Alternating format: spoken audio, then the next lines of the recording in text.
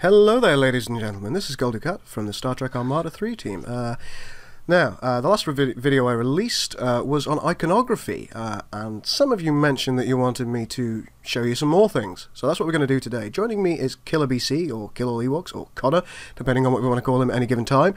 And he Connor's usually best. There you go, Connor's usually best. There Perfect. Hello, Connor. Yeah. Hello. And he's going to run us through how he does a render. Now, you'll see our renders on ModDB, and you'll also see them in our loading screens. They may seem like minor things because they're not there for very long, but I just want to show you how much effort goes into a single render. Very, very quickly, I'm going to tell you some of the tools that are used in making said render. You use 3ds Max, don't you, Connor? I do indeed, yes. That's the usual one where you plonk the models in and work with them. There. Right, so you plonk the models in and work with them. And are there any other tools that you use for rendering? No, that's pretty much it. That's my primary render program that I use, 3ds Max. Magnificent. And then for post-editing, it's Photoshop. So just two programs. That's okay, it. So that's Photoshop and 3ds Max. Now, 3ds Max comes in several different versions. It doesn't really matter what age it is, it's all the same basic functionality. So some of this may help you, some of this may hinder you. I'm not going to know what's going on at all, so I'll be asking a lot of questions. Now, where Connor actually gets the New Orleans body from is actually inside the Star Trek Armada 3 files, and there's the F New Orleans mesh. Now, he uses a handy little converter to convert it into a usable format for 3ds Max. And what he's going to be doing today is he's going to be showing us how he makes this picture entitled No for New Orleans. There it is. Yeah, because, you know, that's the original way of doing it. Magnificent. Okay then, Connor, are you ready to start the video with me, and we shall run ourselves through it? Yeah. Okay, so have you got it all up on screen? Yeah, I've got it up. Magnificent. And we shall press play on 3, 2, 1, and play. Right, so go on, you go. Alright, so what have we got here, Connor? We have the New Orleans itself, the model that you've ported in from several different views. So yeah, that's the typical setup. What I'm doing at the moment is just setting up the camera so I can get a good, well, an angle and field of view, and you know how it's going to look, and up on the how it look on screen. I see. So you're actually you're maneuvering it and getting it into place using the top, front, and left field of view, and the camera view that you're actually going to be seeing is in camera L1. That's on the bottom right. Yeah, it's the bottom right. That's what the final one was. Like, the idea of the other three viewports is that I have a good awareness of where everything needs to go. I see. Now I noticed that this the model itself, it doesn't have any direct lighting at the moment. Is that something that you have to do for yourself?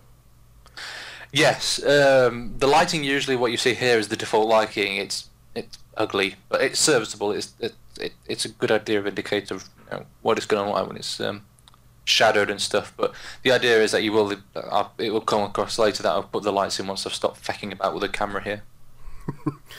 Which may or may not ever happen. Okay, here we go. Oh, here we are, lights. Standard. So we got standard 3ds lights. So that's the original picture. Yeah, and this was done about 6 months ago, 8 months ago, maybe. Possibly even longer than that. Yeah. This was the original. Go on. Yeah, that was the original New Orleans model we had, and obviously it's nowhere near as good as what Wile E. Coyote did here. As you can see by the rim and everything, it's such a much smoother mesh in general. And it's magnificent.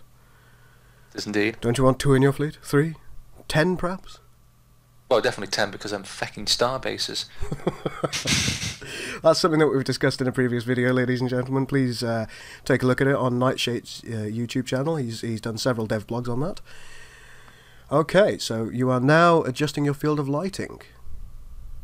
Yeah, so the idea of this is that the further the lighting's out, obviously that creates a more sense of the light is obviously further away, and in space obviously these distances are massive, so the more further away it is, the better it looks. And there's a quick render there just to see what it looks like with the bog standard lighting. You can see the self-illumination map, the normal map which creates the bumps, all that showing there, so you get a general idea of what it's going to look like in a render. Yeah, and you make a quick render by clicking on the top right hand corner there, the little teapot. Yeah, with a teapot. Yeah. Which Connor explained to me a little while ago. Apparently a teapot is a wonderful thing for showing shading off. So there we go. That is why 3ds Max appears to be obsessed with teapots. well, Autodesk in general appears to be obsessed with teapots because it's also in Maya as well. But Maya's an inferior program, and anyone who says otherwise is wrong. I couldn't possibly comment in the positive or the negative. Okay, now you've got this little diamond-shaped thing. What's that intended for? Now, the idea of these two little ones here is to create some fill light. Now, the idea of that is to fill out the scene with a bit more directional light, because even though we're going to have the star there, we're going to have the background as well. So we're going to need to get some light coming from that background, which, you know, affects the general model as well as just the light which is coming from the sun, as it were. I see. So you're looking to highlight particular characteristics of the model in this section here. Yeah, that's the plan. That's the plan. Just seeing you looking at the windows, seeing the shadowing on them. So you can see the shadow in there being made there. And also you notice as well I dropped a skylight in there which creates ambient occlusion, which scatters the light around the corners. I see. See, this is all new news. Realistic effect. It's like, what is this magic? What is this realism? Now, is there a reason that you're doing it in this particular way rather than actually just taking a screenshot in game and ripping that out? Well, the reason I do it this way is because I have far more control over the conditions of what I want my model to be in. So I can dictate where the light is, what it looks like, where the ship is, you know, what angle it's at, you know, all that kind of stuff as well. So, and also, it saves me time as well, because if I do something wrong in Photoshop as well, with the model as well, or I need a different angle, I can quickly just render out a different angle as such. I see. So it basically means you're not stuck with the angle that you've taken. It means you can literally play with the model in situ. Yeah. So I have full control over the variables within 3ds Max that I wouldn't have in the game. I see. We've got you playing around with some pink colours here at the moment. Some lovely colours, yeah. Some lovely colours. No, what you saw in the previous original image with the New Orleans had a purple background with a bit of blue light, and I want to try and get that back again. Just turn down the resolution so it renders a bit quicker, so we're not here for forever and a day. That always helps. That it does indeed, yeah. So you can see now how the light has changed, and how how the ship colour responds to that, because Star Trek ships, particularly Starfleet, are like a really light grey-blue colour. They take on different lights really well. Yeah, that's something that we've noticed in game. Yeah, so you know you can stick a Starfleet ship in any lighting, any colour lighting. If you get it right, it will look fantastic. So, and which is a difference between Klingon and Romulan ships, because they mostly have green hulls or beige hulls. They tend to look weird in that light, if that makes any sense. I see. There are certain lights they seem to respond well to. They seem to look nice with a red filter. Yeah. I find both races do. Yeah. But any other colour filters, they don't look so great. No, they don't. Particularly in blue. They look awful in blue. Well, blue is for the goodies. Dirty Robin Federation. Ugh. Now, what I'm doing with this light here, which is currently being messed about with, is this is going to create some specular highlights. And the idea of that is to make the whole pattern stand out a bit more. And that's the Aztec patterning that Wiley has put in directly as part of the texture. Yeah. Because that's what Starfleet ships would put at best. On this particular render, just on the left-hand side of the saucer section. There it is. The problem with that though, it looks a bit weird. I didn't like that, so you'll see me go, nope. We'll back to the drawing board. Back again, and see, that's the beauty of it. I can render it real quick and go, nah, I don't like that, and then change it. You know. Which is, I suppose, the beauty of doing it in this particular way. Yeah. It's a time saver. It's much more more efficient. It's a more efficient way of working. As you can see, ladies and gentlemen, making a render for the loading screens or for any other purpose, it's not just a simple 2-minute job. This is something that takes a little bit of time and a lot of consideration, particularly from somebody like Connor, who's, well, the devil is in the details. I think we might call this video. It is indeed. That's the thing. People are going to notice when a shadow's off or something like that, or the lighting should be coming from that direction, because, as people who are Star Trek fans have an incredibly keen eye for when something isn't right. They do. We've definitely found that on multiple occasions. Yeah, well, we fall victim to that ourselves, really, don't we? It's like, oh, that's not right, is it? Yeah, that's not what it was. That's not what it was in Star Trek, was it? And it's like, nah. Which it works in our favour, really, because it's better. It makes it better for everyone. The idea of immersion. It makes it better for everybody in several different ways for us. Not only in the visuals, but also in the sound department as well. If we're not 100% happy with something in the sound department, we always take a second look at it, because the last thing you want is not that I'm insulting Dominion Wars here, ladies and gentlemen, but the last thing you want is a torpedo sound as a Klingon Burrell engine sound. Yeah, that was huge weird, error. Wasn't it? Huge error. And I felt embarrassed for them for getting that so wrong, but there we are. They made money, so they must have been doing something right. But this is the thing, like, with all aspects of Star Trek, because everything we view when we see something there, we view that as gospel, really, don't we? We see that whatever we see on screen, that is what is. Yeah, that is the thing we should be anything able that has to gone give into the series, or series is that is what we would describe as canon. There are things on Memory Alpha, and that's basically all throughout the series and said films. There are things in Memory Beta that aren't strictly canon. Now, we adhere to some of those, and we like some of those, but if it doesn't seem to fit with the general timescape, no way. No, that's why because we took some stuff from other games, haven't we? Like Star Trek Invasion with the Valkyries and the Typhon. Yeah. Which I love. I like that one. And that was largely down to fan demand. The current Typhon model that we have in game, which I think we have some pictures of on ModDB, that was made by a gentleman called Chris Knight. I will link his artwork in the video's description. It's absolutely beautiful. He's doing a really good job. He's also working on several other projects that you might want to check out. Yeah, and we're very, very lucky to have such a talented group of modelers that are able to bring the vision that we wanted into reality so well. And give you the opportunity to make such wonderful renders, Connor. I know. Well, I'm forever in their debt enough to be able to use stuff like this. And particularly, even though these models are, by comparison to most ones, even for some games are incredibly low poly, it's how they've been built and how they've been textured is how they really show. The fact that these were made by people who know what they're doing, which.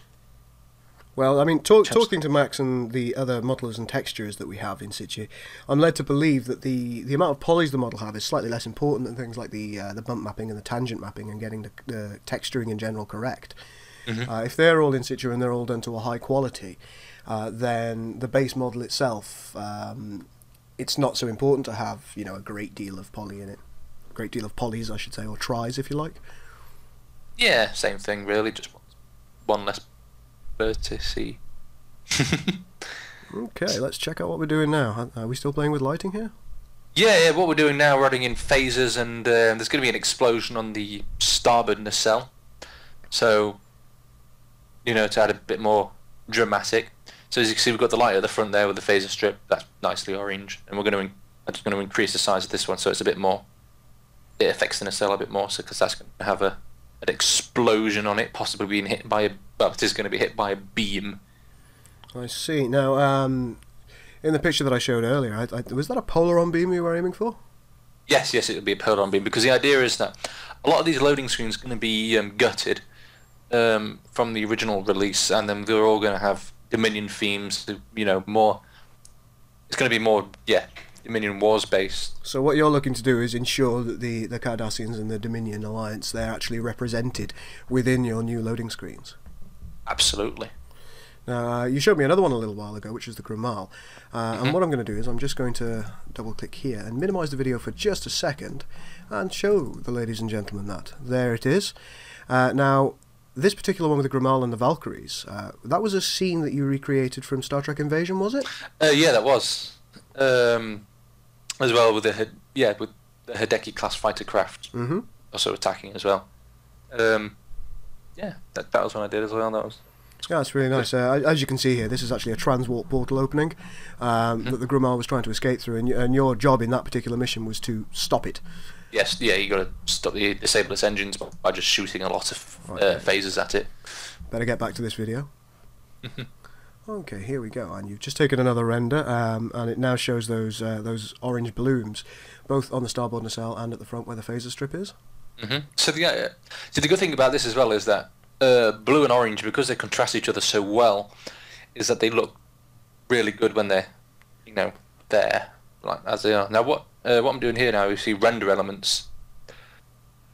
The idea of this is when I render something out, I get different channels. So the self-illumination channel will just show up the bits that self-illuminate, the lights of the ship. So the deflector dish, the windows. So what I can do in them. Will that also include things like the nacelles? Yeah, the nacelles as well. So what that will do then will allow me to enhance the glows on the ship without having to faff about. Essentially, it's all about saving time. I think more than anything. Good lord, it's a thing. It's a thing. It's a moon. Oh. It's a moon. How handsome. Now, I thought I'd just spice up the original scene here a bit and add a moon. However, I was constantly, when I was going through this in my head, I was thinking, oh, do I need a moon? Do I need a, whatever? And the answer to that was, yes, I do need a moon. So there we go. So you basically you played around with it in various different positions so you could ensure that you got it as you wanted, I assume. Yeah, but you're going to notice later on that I didn't like it, and then re-render an entirely different. Yeah, re-render an entirely new angle and new position, which was far more favourable. I see. Now, this moon itself, have you got that from another source, or is it also from STA3? This isn't from STA3. No, this is exported from the Space Engine. Ah, from Space Engine. Yeah. So basically, which is for those who don't know what Space Engine is a procedurally generated universe sandbox. And when I mean universe, as in it is universal. And the good things about that is as well, because it generates textures on the fly, I use it quite considerably a lot for my planets because I can export the textures from planets and then put them in my renders as demonstrated here. So I get some nice high quality planets. And also that allows you to get some unique planets, I assume. Oh yeah, definitely. It's just because planet creation in Photoshop. Because when I started doing Photoshop, my number one thing was learning how to make planets because they epitomise space. I believe. They do. I agree with you. And you've also done some other work on planets, haven't you? I mean, this is something that Connor still does at times. I'm just trying to remember specifically what it was. A piece of work that you did for Sins of the Prophets. Yes, fairly recently. Yeah, I made their shield world. You made their shield world, which looks great in game, and I'm really pleased that we can kind of like we can help out such a great mod. Yeah, but they've released, haven't they, recently as well? Oh yes, I believe they're setting up for release. No, they have. It's out now. It's out now. Ooh, that's good. It wasn't when I looked this morning, quite. But there you go, ladies and gentlemen. Sins of the Prophets has released its next version. So I will give you the link in the description to the video. Get down there, download it, love it. Yeah. And also Soj has released a hotfix as well, for those interested in that one as well. Soj has now released 2 hotfixes, I believe. 2? Yeah. Busy man, Lava. I can't remember. He is a busy man. He never stops working. Lava also works on Sins of the Prophets in addition to working on his own project. Yeah, he's insane. He's a human dynamo. Lavo is also responsible for our multi-vector assault mode. He helped us quite considerably with that particular, buff chain. Oh god, yeah, that's a long one as well, that one, isn't it? So yeah, why don't you get on Soj's ModDB and just put a little comment on there telling him how much you love him. And if you don't, we'll kill you. Yes, we will murder you. For Cardassia. We will go out there and we will kill people who don't comment on Lava's profile. Oh, I did something terribly wrong there. And we will feel clean. What did you do wrong there, sir? I pressed the wrong viewpoint and then rendered out that wrong viewpoint, so you didn't see anything. Ah. But it's okay, because I'm now rendering. So now what's happening here is I'm spending about, that time. I'm now rendering the final render. The final render. And that's why this is taking a little longer, because you're actually doing it in full quality? Yeah, this is 1080p, which is what all my renders in, even though on Sins they do kind of squash it a bit. They do. It's not a perfect platform. Could we pause this, Chris? Yes, I could. Hang on, I just got to Go back.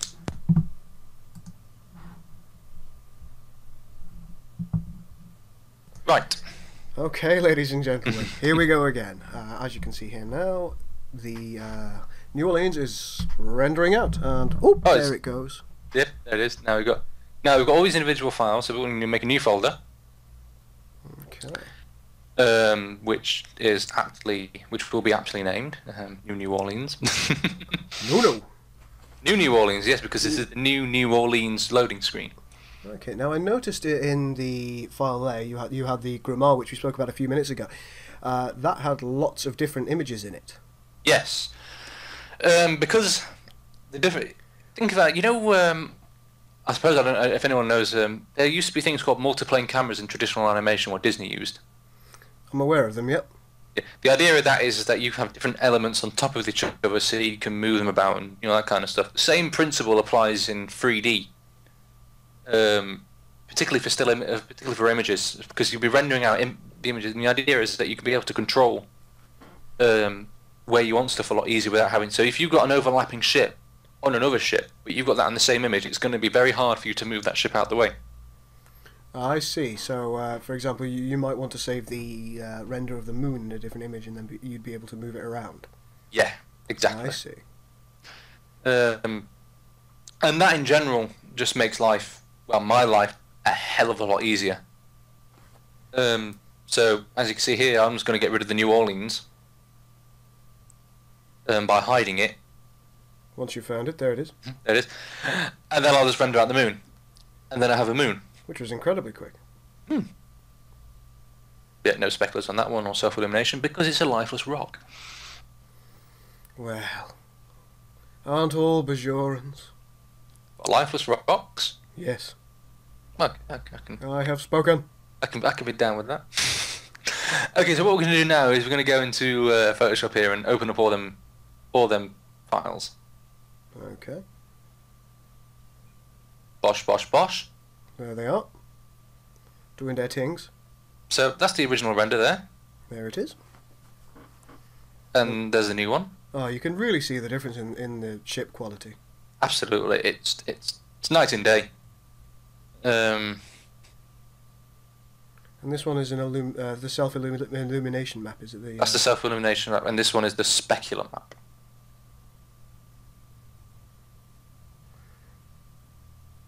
And how do you ensure that they go on top of each other perfectly? Layers. And a fine eye when using the directional patterns is usually how it works best. And what I'm doing here, I'll name the layers as well so I don't lose them, and then group them together. I see. So that way then I've got all the layers I need for that particular ship in one area, so I won't lose it. That's a good idea. I didn't even realise you could put them into a folder. Yeah, you press Control G when you select a certain amount of layers, is when it puts them into a folder. Which for those who are new to Photoshop or have just started into it, is an incredibly useful tool, particularly when you start doing renders and stuff, because some of these, particularly for big sequences, they can be over 100 layers. And so it's a hell of a lot of, things to look through. Yeah, and it's good to name them as well. Naming is vitally important as well, because if you're looking for, I don't know, a single disruptor bolt, and you've got like 25 in your single render, and you can't see that disruptor bolt in that little window in the layers because it's just too small. Okay, so you're going to be let's take a scenario. Say this New Orleans is firing 4 phases in different directions. How would you choose to name those? Would you say phaser front dorsal, or how would you choose to name them, or would you just give them numbers? I'll just give them numbers. I see. It just makes it a bit easier. Or I'll name it according to its attributes. So one phaser would be bigger. So I'll call that big phaser, and then I'll call that little phaser. Oh, I see. Quite literal naming. You don't have to overcomplicate it for yourself, because if not, you just lose yourself. So what we're going to do now is we're going to mess about with the photo filter. So the idea is that linear dodge here creates the lights, makes them brighter, and then what we're going to do, we're going to blur them, so they have a bloom. I see. And that's Gaussian blur that you're using there, isn't it? Yep. And about 3 pixels is usually good enough as well. 3 pixel Gaussian blur, and then for the really big blurry stuff, we increase the range a little bit. But that's the thing with Photoshop. It's all about playing with layers and filters, and just getting it right. So I can create something that is akin to the light passes they did in the original TNG show when they used physical models. I see. Because the idea is that they'll do a recording. They'll have a computer controlled camera which go through the ship. One layer, and they'll do several. One without light, one without its lights turned on, and then one with its lights turned on, that kind of stuff. And then they will merge them together in order to create the full image. Yeah. Ah, excellent. See, that's an interesting thing to know. That's something I totally didn't know before. It's like, have you seen the episode Disaster, where Picard's stuck in a turbo lift with children and he hates yes. Yeah. You know when the ship is like out of power and you just see it drifting? Yeah. That is essentially it without its light pass on. Ah, interesting. Now this looks incredibly blurred right now. Yeah, I made a mistake. I know it's an error. I blurred the original image instead of actually just blurring the duplicate, which I should have done. So there's the duplicate now. And the idea of this is to create the ship itself will bloom a little. I see. And do you do that to give the kind of the illusion of movement? Not movement, no. Glow. Make the ship naturally glow a little bit because metal is slightly reflective. Ah, so you're giving it a kind of a reflective quality, particularly around the edges there. I see. Yeah. And obviously that's far too bright, so we're changing your opacities a bit more so they're not as strong. So you can see it just lifts the ship up a bit. Beautiful. Now I assume that you're doing your phaser effects, etc. In here in Photoshop. Well, no. Well, yeah, the phaser was done in Photoshop. However, that was taken as well also from the STA3 texture folder. Oh, I see. So that is the phaser that is actually used in the mod, as well as this background as well. That's right. Yeah, we do have some extremely fortunate skyboxes. So I've been messing about with the opacities in this one as well. Just because you don't want the background, unless you want it to specifically, to dominate the scene. You want it to complement, which in this case is the middle of the picture, which is the ship. Mm-hmm. So you'll have something interesting to look at in the background, but you don't want it to completely overdo it. I see, and that's why you've kind of put it in line with the ship. Is that correct? Yeah. So it doesn't actually draw the eye away from the ship. No. Yeah.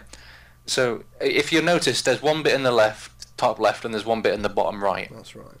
And the idea of that is that you split your image into 9 sections, like a grid. I see. And the idea is, and then you'll have the intersecting lines, and if you adhere to that way of doing things, you get a much cleaner image, as well as using, And that's intended to ensure that your eye is drawn to the appropriate sections. Yeah, exactly. I see. And the planet going in. The planet going in, yeah, but you'll find out I'm not particularly keen on the way this works. But I leave it in there because it's something to dwell on, I think, more than anything. Which helps. So here you go. Here's the phaser. We're gonna quickly steal that from the original, render because, well, as I say, if it's not broke, don't fix it. Agreed. Yep. And they always look very, very good. So. Pew. Put it on top, and then there we have it, a phaser. That seems to have worked out nicely. And as you can see, the light corresponds with the actual phaser effect itself. So it fits. That's the important thing. Because a lot of the times when you see it, particularly on the original show on TNG, when they fired a phaser, it didn't glow on the ship. And that can be immersion breaking, can't it? Oh yeah, definitely. So. Yeah, you have to make sure it does that because it does that. So what we're doing here now is getting a rust image because the original image as well had battle damage, and this can be easily achieved by rust because rust is naturally metal that's coming away is corroding, and when you've been hit with a supercharged energy weapon, your ship is going to melt or corrode. That's true. And the best way to do that is to get something that's already corroding. So while that's doing that, we're going to just merge this into the background layer. So again, I don't lose it. Now I haven't named the moon layer because I can kind of tell in that little image that that is the moon. Yeah, it seems relatively obvious. Mm-hmm. Oh, by the way, I do not apologize. Oh, but I named the moon you are anyway. going to name it. Oh. Oh. Oh. That's habit kicking in there. Is that the moon, is it? That's, well, it's a moon, but not the moon. All right. Semantics, don't be in bed now, can't I? So, you know, stuff. You see, so stuff like that is pretty good for, you know, oh my god, my ship is being destroyed. I see. So, what you're going to do now, I assume, is you're going to make the entire background rusty. Hmm?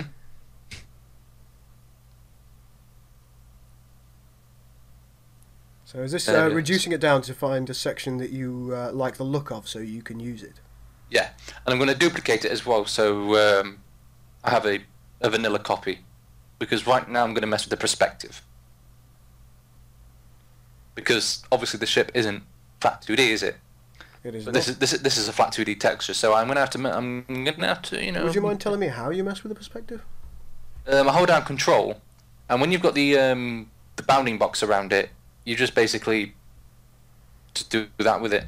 Ah, I see. That messes with the perspective. If you hold down Shift, it maintains the overall shape of the image in the first place. Yeah, I see. Well, it gives the dimension. So what I'm doing here, I've desaturated the layer so it's black and white. Took all the colour out of it. I don't want any colour. So, well, that wasn't obviously working for me, and I don't think neither does this actually. Like I said, this is what Photoshop is all about. Just how much can I piss about with everything. But evidently it did work for you in the end. Yeah, because, you know, I did the image scene. Look, me getting frustrated there a bit. Bastard. But, you know, eventually we get over a bit, and then this bit here I particularly liked. I see. Because it looks like the something has cut across the saucer. Oh, that is nice, yeah. Mm. Yeah, and it's little things like that. You have to look out for it. So what we're going to do now, what I'm going to do, I'm going to rub out any extra bit which I don't want. I see. Like that. Now the saucer is looking a little unfortunate right now. Well, yes, because, you know, it's a big target, you know, because Starfleet don't know how to build ships properly. Well, they don't build them like the Cardassians, but they're trying, I suppose. Yeah. Just select everything else apart from New Orleans so I can delete any extra bit. So there it is, yeah, looks like. And that's using a soft light filter, so it imprints itself on there. Me just inverting it to see what it looks like and deciding I didn't like it. So just darken it up a bit now, just to create a sense of, you know, damage. Sense of burn.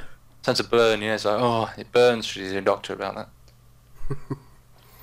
What does it mean when you go to the doctors and say to him, "Fire is shooting out my dick. It's new and improved STDs."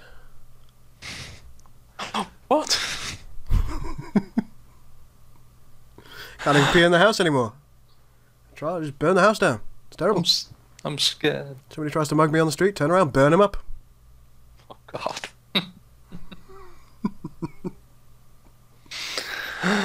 Oh, Eddie Murphy. What were you thinking? He's not in films anymore, is he? I don't know, he might be. Not lately. I haven't seen him lately. That Dowdy Daycare was good, though. I don't know if good is the right word there, Connor. What? Well, no, it's like, you know, when he goes into the toilet and looks in and he goes, "I know how to flush," and you don't need help, and he goes, "No," and, you know, and then you just see it. It's like, you don't know. You see his reaction. You see the Duke. Yeah.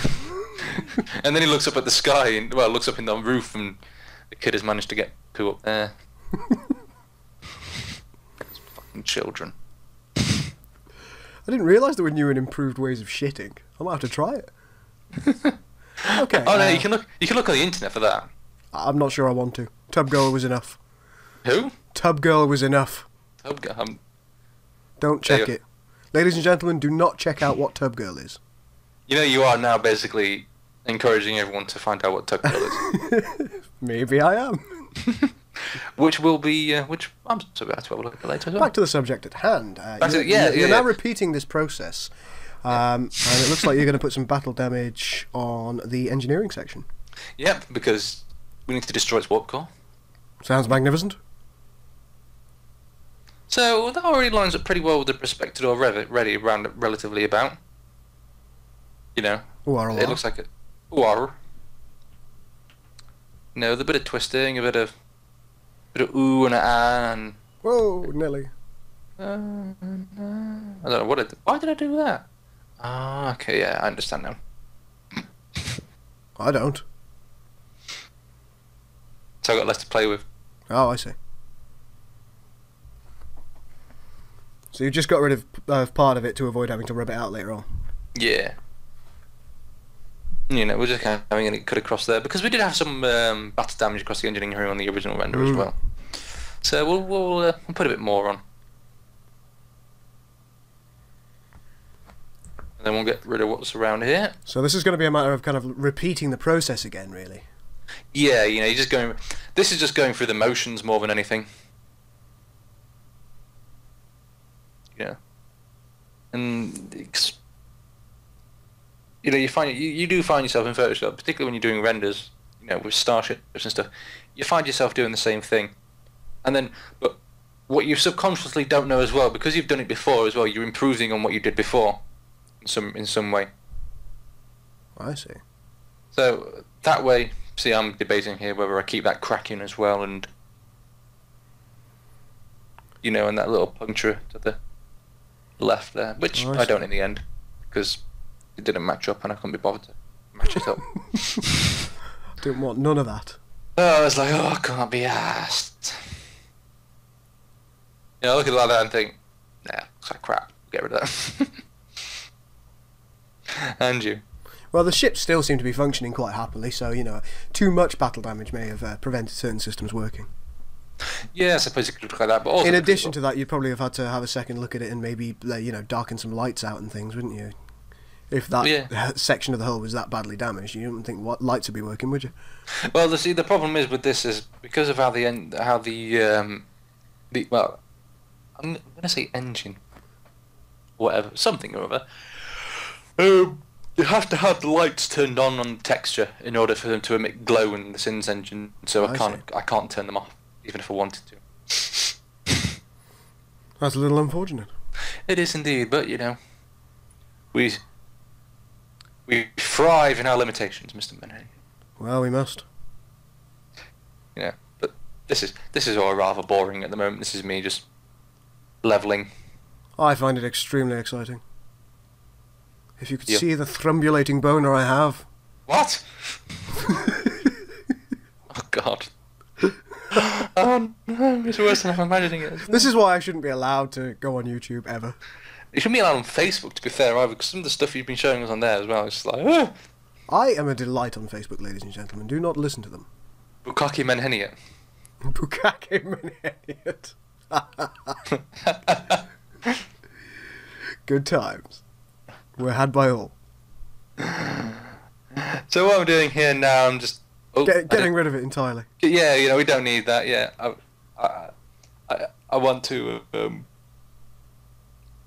there we go. We need it to glow a little bit because, you know, it's just being hit by a beam. It's going to be a bit... hot. Yeah, bit hot. So we'll have it glowing about that. I see. Which obviously looks like shit at the moment, so we'll mess about with some things. Soft light, vivid light, hard light. You know, all these filters do different things, and the idea is that you piss about with it just to guess what you like, and I like that because it's just right. It looks like ouchie. It's incredibly ouchie, but you can't get it better because it must probably burn your face off. And then we're just going to layer another rust layer on top of it, so we can add more depth to that black bit, because nothing is purely black and white in space. Well, on a ship or in real life for that matter. So it helps to add a bit more of that layer to it. I see.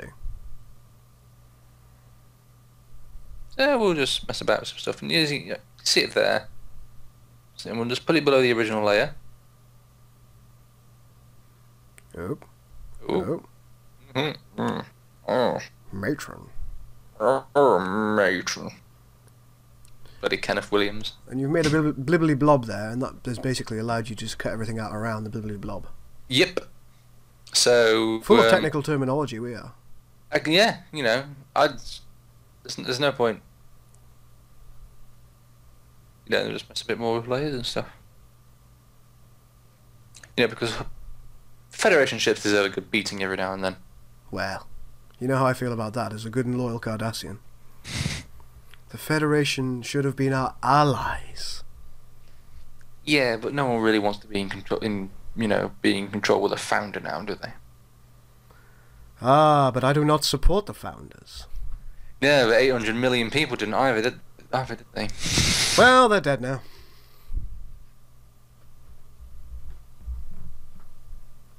And you're just darkening that off a little? Yeah, burning the hull. Oh, a beep.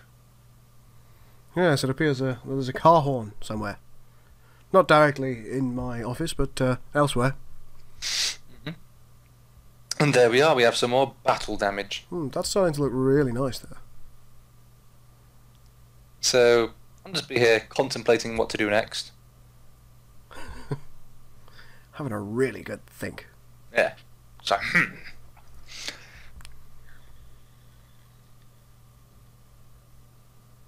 You know, looking at thinking, that needs to be bigger. Let's make that bigger. Pume. It's a bigger pume. It is indeed a bigger pume. Oh my. Keep it together, Connor. I can't do it. Coffee is exiting my system. Unfortunate. Now, ladies and gentlemen, this is something of a record for me. I've survived for more than 40 minutes without any caffeine. This is most unusual and disturbing. And without nicotine, too. And without nicotine, yes. So caffeine and nicotine, it's amazing you're not. It's pretty much my yet. staple diet, ladies and gentlemen. It's why I sound so wonderful and husky at all times. Oh, I've circled this, because this bit now needs an explosion. Okay. Now, am I correct in thinking that you're also using the explosions from Star Trek Armada 3? No. Oh, I'm incorrect. You are. Ignoring cluttered desktop that has been cleaned up since. What we're going to do now, we're going to use Artbeat's Explosion Pack 3. Now then, these were the original explosions used. A bit of Toto going on there. These were the original explosions used in Star Trek, The Next Generation, and Voyager, and Deep Space Nine. Boom. They're wonderful zero-G explosions. They did an explosion and they recorded it from underneath. Perfect. Yes. So, you know, that is absolutely spot on. Because we need some of that exploding outwards. So, we'll just restart the music again. I'll take the rain down in Africa. Oh no, we put a bit of Laura Branigan on now. Ooh. Self-control. My God. And I'm not going to sing because I fear for the listeners' ears. But I love your singing. You don't, it's awful. I chiefly like it because Max hates it so. If Max hates it, then Chris loves it. That's pretty much how the STA3 development works, ladies and gentlemen. If Max doesn't like it, it's probably a good idea and we put it in. Put it in anyway. Max is our lead developer, just so you're all aware.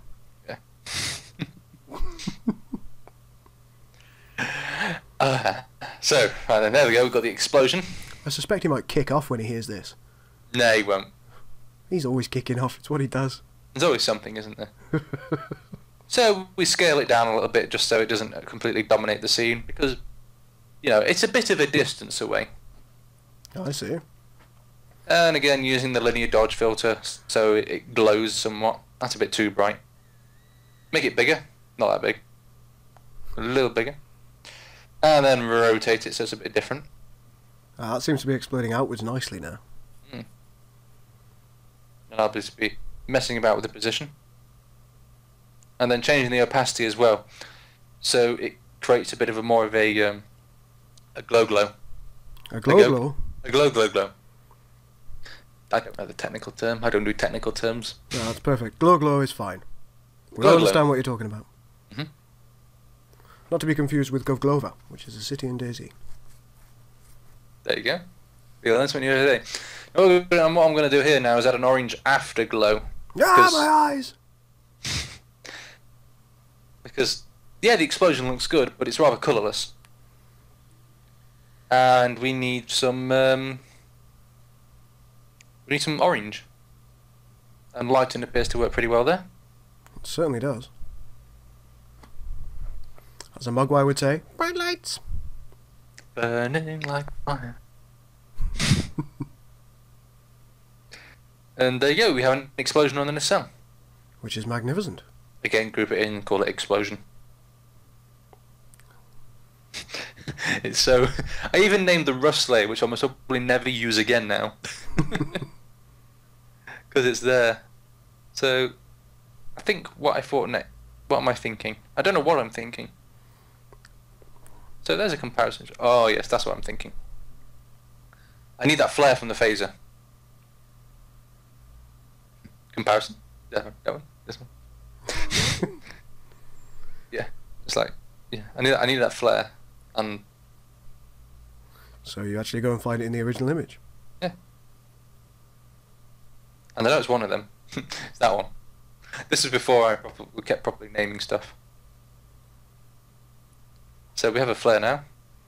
Okay, now it's just a matter of putting it in the correct place. Flare. There. Done. And I know as much as flares get hate from particularly for people who hate J.J. Abrams films, which likewise I hate J.J. Abrams films as well. Well, I don't think any of us dislike flares. We just We don't using like a flare sympathetically. Yeah. And there is, oh my fucking god, the flares, which is, that appears to be Abrams' tool of choice. Yeah, so people who enjoy Star Wars were sorry. Yeah, actually, Max was having a good rant about that the other day, about the Star Wars films. Or the new Star Wars film. And apparently a load of Star Wars lore has been rewritten. Like, for example, the Corellian Corvette that we all know and love. That's the Yes. That's the ship that Leia was on right at the start of the, well, technically, fourth film, but first film. Way back when. In 1978, I think when it was. our dream of Milkman's Eye. Milkman? Yeah. I thought you were a porn baby. A porn baby. Yes. I'm the son of Lexington Steel. Who the hell's that? You don't need to know who it is. It's probably better that you don't. I think you're more Ron Jeremy, aren't you? Oh God! Well, I suppose I do have a beard. But anyhow, ladies and gentlemen, yes, that has now been renamed. That the Corellian Corvette has now been renamed into the what was it called? Alderaan Cruiser. The Alderaan Cruiser. Now, this upsets me greatly. Upsets me as well. I don't like such wide-ranging lore changes because there are a great variety of fan-made and community-made Corellian ships that follow the basic design principles of the Corellian ships. There are also ships in-game which are classed as Corellian vessels, and they're made in with the same design style in mind as the Corellian Corvette. Such as the Corellian Destroyer and Battlecruiser. That's right, yeah. So suddenly, do all these ships also, do they switch over and do they become Alderaanian as well, or is it just that particular ship? Well, the problem is, isn't it, that because that as well, there is no, because even the Incredible cross sections, which was signed by Lucas as the definitive, yes, that's film canon. It's not anymore. No, that's right. They're not. So any form of Corellia is gone. There is no Corellia in Star Trek lore. Corellia doesn't even get mentioned in the films. Mm-hmm.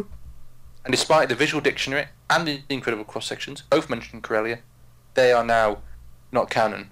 even though they were signed by George Lucas himself, which is incredibly Somewhat annoying. Frustrating. Yeah. Now, what you're doing now, to get back to the... Oh, here we go. Scarface. Ooh. She's on fire.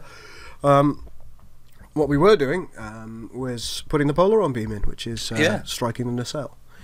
Yeah, so I noticed that after you put it in, you made sure that it fit nicely where you wanted it to go. You made sure the black bands weren't on the outside of it, and then you added some blur and some glow. Yep. So that way it makes it look more alive, much like the phaser itself. That's right. And you just had a bit of a shimmy with the moon there. So you're evidently still not happy with that. I'm looking at the moon and thinking, I don't like it. See, I'm going through the motions here again. Well, essentially what I'm doing is finalizing the image. But it very quickly afterwards, when it comes to my attention, that I look at the moon and go, nah, the moon does not look good at all. Yeah. I don't like it. It dominates too much of the screen. Not only does it dominate too much of the screen, but I think it's large to the point where it appears to me that it could do with being just taken down a couple of notches by virtue of the fact that the texture doesn't look as good as the ship itself. No. Well, we'll see later that I get rid of it. But I'm just explaining here. What I'm doing now is lens blurring the entire scene. The idea of this is that I can create a soft focus for the New Orleans. So I'll select the original New Orleans, Bosch, and then use a layer mask in that scene, which is then inverted, to bring the New Orleans in focus. I see. So everything behind it is, a little blurred out. A little blurred out. So your eye is immediately brought to the New Orleans. Now, I notice as well, I notice here that the moon is too big and I can't see really very many stars in the background. And you don't like that? I don't like that, no. So, because you can see me there, like, thinking, no, this okay, this something's pissing me off here. Something what is it? Unfortunate is occurring. Something's wrong. Why is Captain Kirk climbing the mountain? Captain Kirk is climbing a mountain. Why is he climbing? Yeah, and so this is me now just playing about with the final image itself. And also trying to work out what's wrong. Yeah, what needs fixing, because what I like to do, I like to declare a picture finished before I finished it, because that way is then I say, hey, it's finished, and then immediately my brain goes, no, it isn't. No, it isn't. There's something terribly wrong here. You got to fix that.